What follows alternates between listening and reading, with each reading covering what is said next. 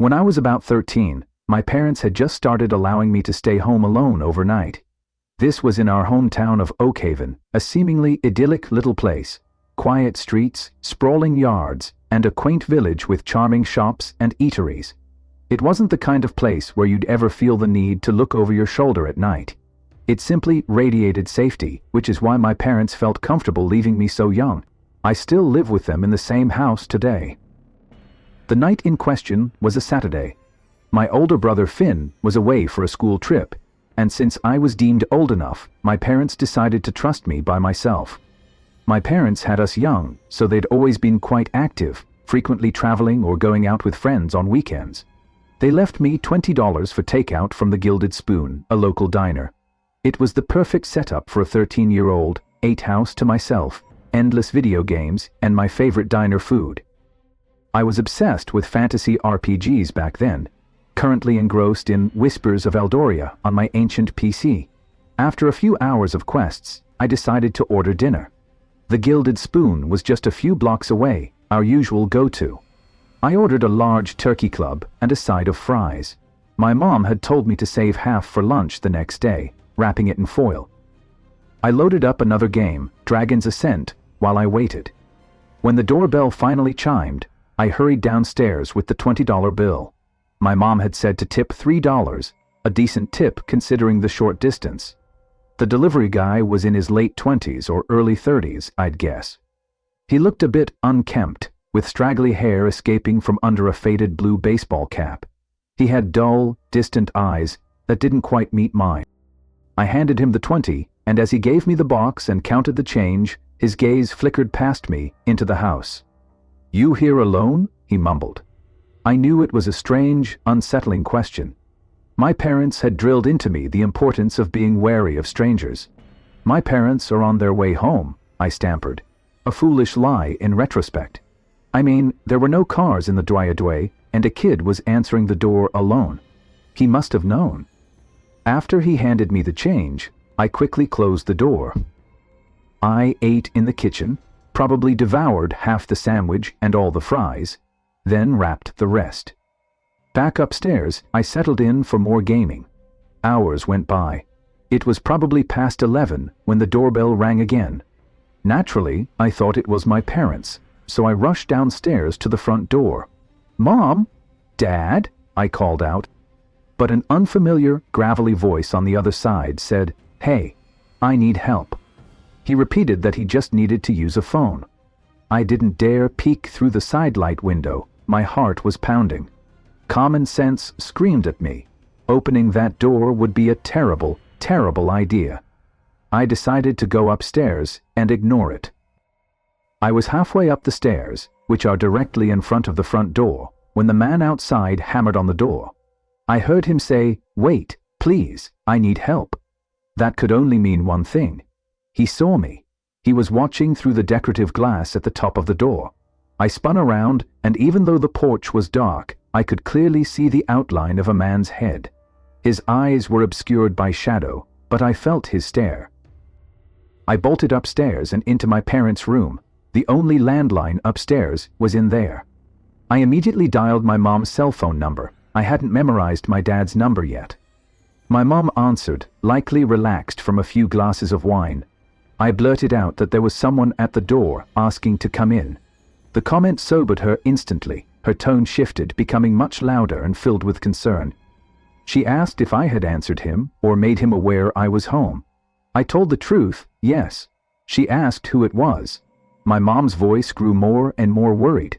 She pressed me, asking if anyone might have known I was there by myself. Immediately I thought of the diner guy. I told her he had asked if I was alone. Around this time the doorbell rang 2 more times, long, insistent chimes. I told my mom in a panic that he wouldn't leave.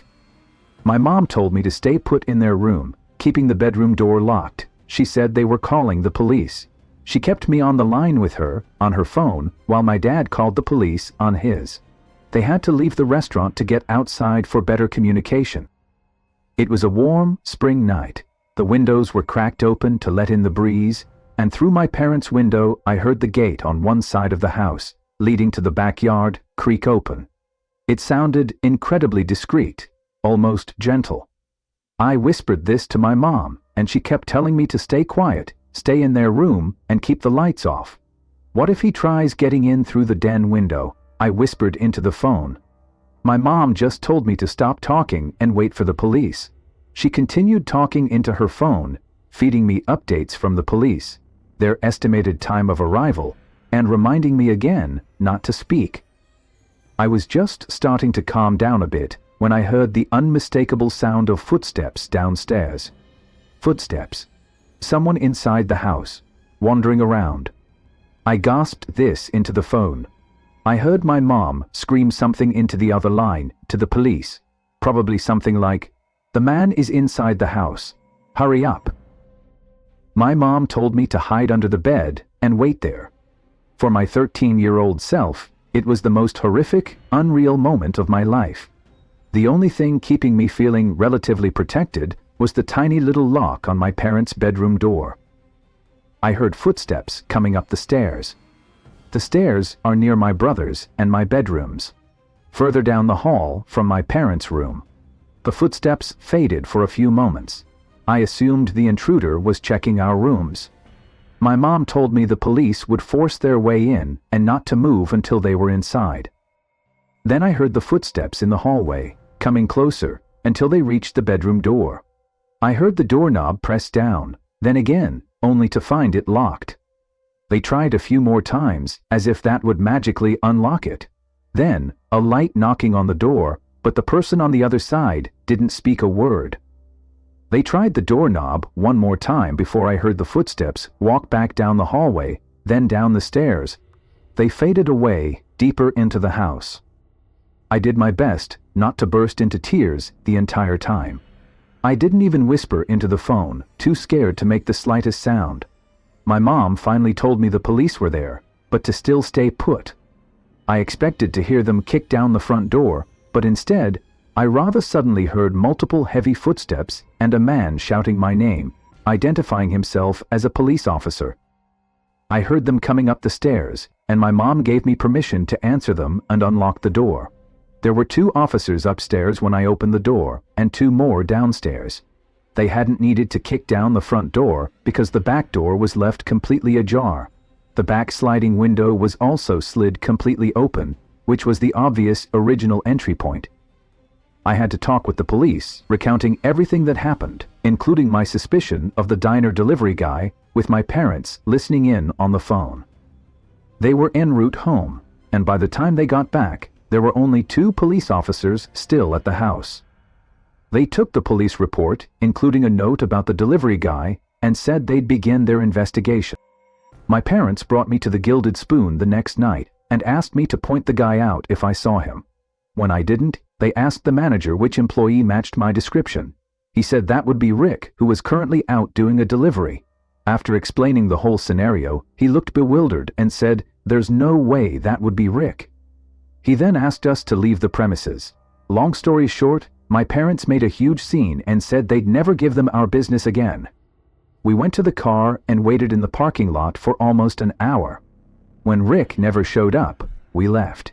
My parents thought it was because the manager called or texted the employee, warning him not to return, but who knows? My parents contacted a few lawyers who ultimately didn't take the case due to a lack of solid evidence, stating it would be a waste of time. Ultimately, we never did go back to that diner, and it wasn't for a long while after that my parents felt safe leaving me home alone again. Simply because of this incident, I do think it was the delivery guy, or at least someone associated with him, because who else would have known that I was home alone that night?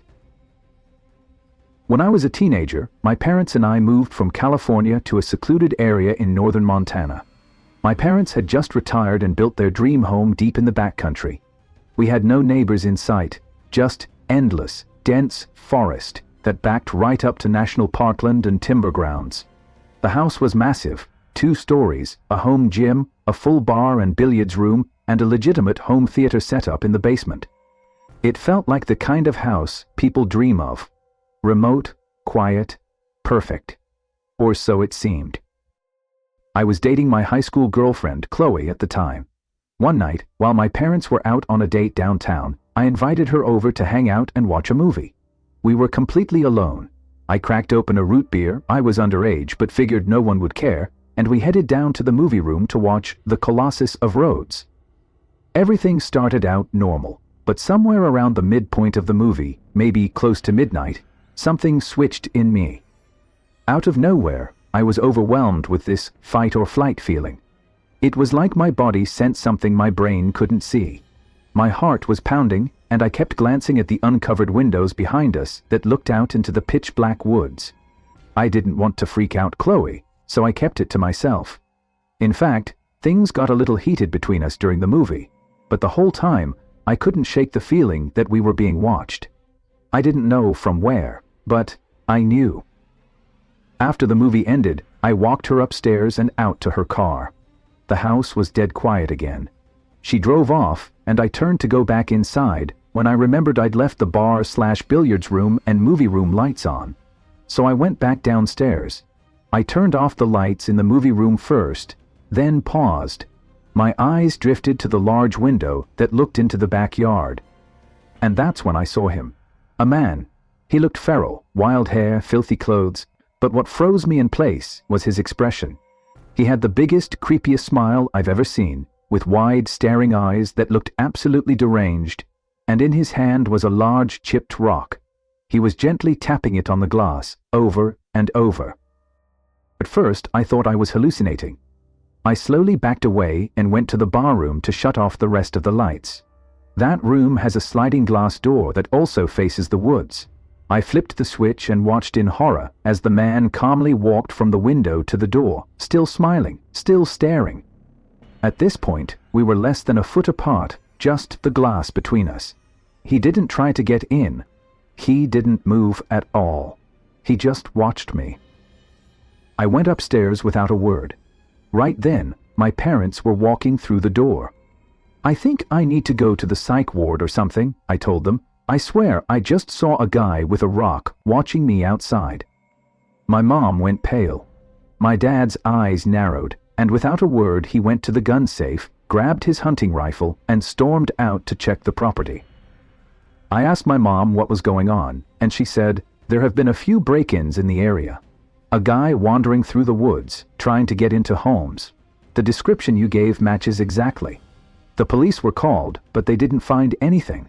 No signs of entry, no footprints, just cold, black woods." That should have been the end of it, but it wasn't. That night, as I tried to sleep, I could hear a light tapping sound beneath me. My bedroom was on the second floor, directly above the movie room. It sounded like stone gently tapping glass. I tried to convince myself it was nothing. The tapping lasted for hours. This happened night after night, for weeks. Sometimes it would stop. Sometimes I'd wake up at 3:00 a.m. and hear it faintly again. I even thought I heard footsteps on the roof one night. I checked the windows, but I never saw anyone. Still, I couldn't shake the feeling that I was being stalked, watched. Then winter came. My parents had to go out of town for a few days, but they were still nervous about what had happened.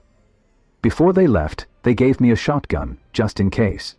We also had a big Bernese mountain dog, Bear. One night while I was home alone, I heard slow, crunching footsteps in the snow outside. Heavy and deliberate. Bear stood up, ears perked, and began growling low and deep at the front door, then barking, ferocious, loud and non-stop. He only ever did that when he saw something real. I stayed silent. I didn't want whoever was out there to know I was home. I didn't move. Then came the knock. Slow, hollow, and taunting. I didn't answer. I slept with the shotgun next to me that night, door locked, blinds drawn, dog at my feet. The next morning I went outside and saw something that made my stomach drop. Footprints. Fresh human footprints circled the entire house. They stopped at every single window like someone was trying to look in, searching for me. I followed the prints around the property and they eventually led into the forest. I followed them maybe half a mile before they started to zigzag, veer off, loop back, like whoever made them was trying to throw me off their trail. I turned back, Something told me it was a bad idea to keep going. That night, the tapping came back, louder this time. I knew it was him. I unlocked my door, grabbed my shotgun, and stepped onto the second-story deck. I flipped on the floodlights that illuminated the backyard. There he was. Same man, same smile, and same dead eyes. He was holding the rock again, staring directly at me like he could see through me. I raised the shotgun and shouted, "If you don't leave, I'll put one right through you." He didn't move or flinch, just stared, unblinking, grinning. I fired a warning shot into the air, and I finally got a reaction. He staggered a bit, then slowly backed into the woods, still facing me. That's when I decided to unleash the dog.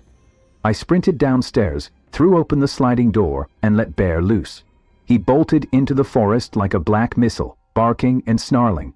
I'd never seen him that aggressive.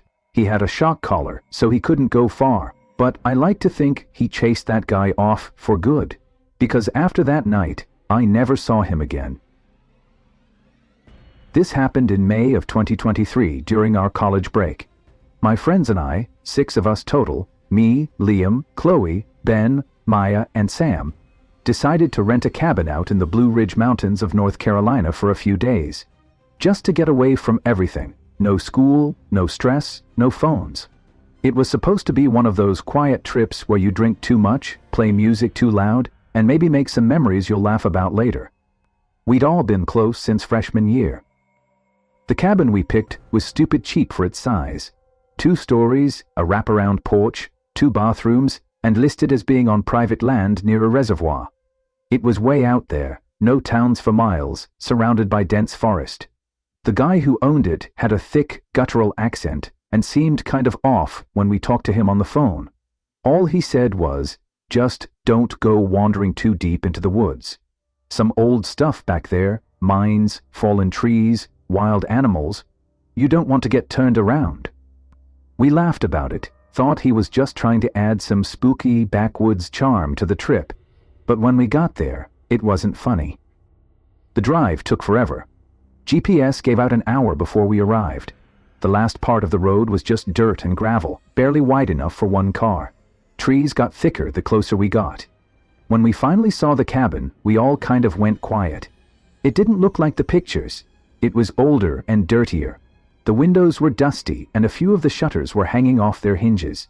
There was this faint smell outside, like old garbage and wet wood. We brushed it off and made jokes. Said it just added character. We unloaded, claimed rooms, and started drinking by 7:00 p.m. The first night was fun. We grilled outside, cranked music from a Bluetooth speaker, and played some card games. By 11:00, it got cold, so we moved inside. That's when I noticed how dark the woods were. I don't mean just nighttime dark. I mean complete blackness. The porch lights barely lit up more than a few feet, and the trees were so dense it felt like they were pressing in from all sides. No bugs, no wind. Just total, heavy silence. We ended up crashing around 2:00, i.e. I had one of the rooms on the ground floor, right next to the kitchen. Small, just a bed and a window facing the woods. At around 4:15, I woke up. No reason, just wide awake like someone had poked me. I lay there for a second, heart beating fast. Then I heard it. Tap, tap. I thought it was the heater at first, but then it repeated. Steady, non-mechanical. It sounded like fingers. I looked at the window, and there was a man standing there. He was pressed up against the glass, face almost touching it, pale skin, wild hair, no shirt, just staring in. His mouth hung slightly open like he was breathing through it. His eyes were wide. He didn't blink. He didn't move. He just stood there and tapped, soft and slow, like he was trying to tease me. I felt like my body locked up. Then the tapping got a little faster. I whispered for Liam, who was sleeping on the couch outside my room. I said his name again, louder. He woke up, groggy, and asked what I wanted. I just pointed. He looked over, saw the man, and immediately jumped up, knocking over the coffee table. That must have scared the guy off, because by the time Liam turned the porch light on and ran outside, he was gone. We all got up. The girls were terrified. Ben tried to convince everyone it was just some drunk local messing with us. Chloe said maybe it was a hiker who got lost. But I knew it was that guy, watching me. He wasn't lost. We blocked the doors, moved the couch in front of the big living room window, and took turns staying awake for a few hours. Nothing else happened that night.